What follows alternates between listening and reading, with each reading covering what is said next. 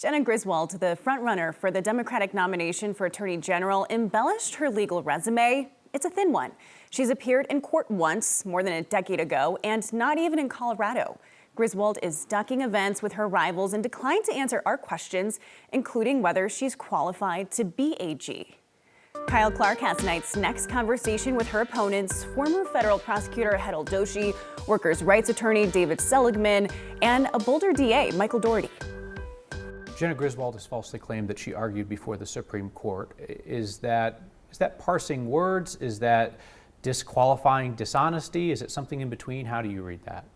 I don't think it's parsing words. I think that it is incorrect to say that I have argued to the Supreme Court that if you're not the person that's writing the brief and standing up in front of court, that matters. There is a special licensure and admission to the Supreme Court bar, and it is small for a reason. And so I think that that is problematic. Is Jena Griswold qualified to be Attorney General?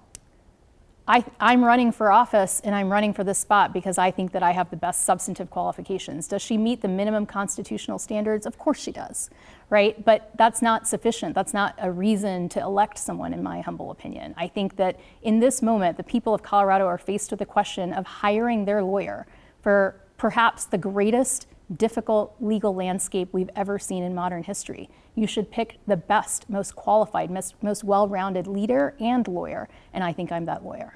Is Jena Griswold qualified to be Secretary of State?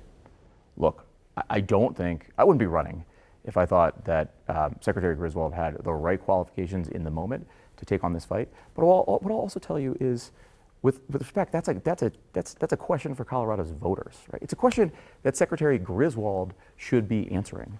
But she's not coming in, so I'm asking you. Yeah, I mean, she's not coming in, which frankly, let me just say, is absurd, right?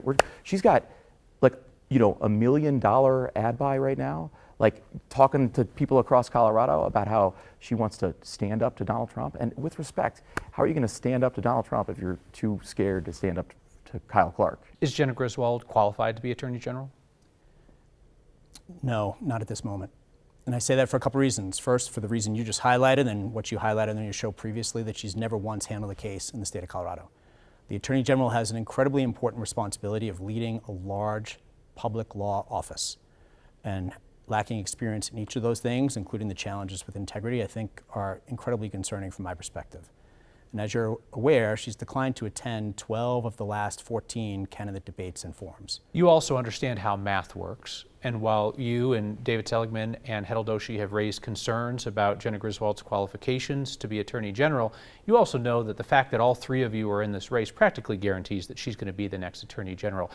Are you all putting your own personal ambition over the state having a qualified Attorney General? No. Why not? Well, because I'll always put the best interest of Colorado first. I've been a public servant, a lawyer, and a leader for my entire career. You say it's practically certain, I respectfully disagree.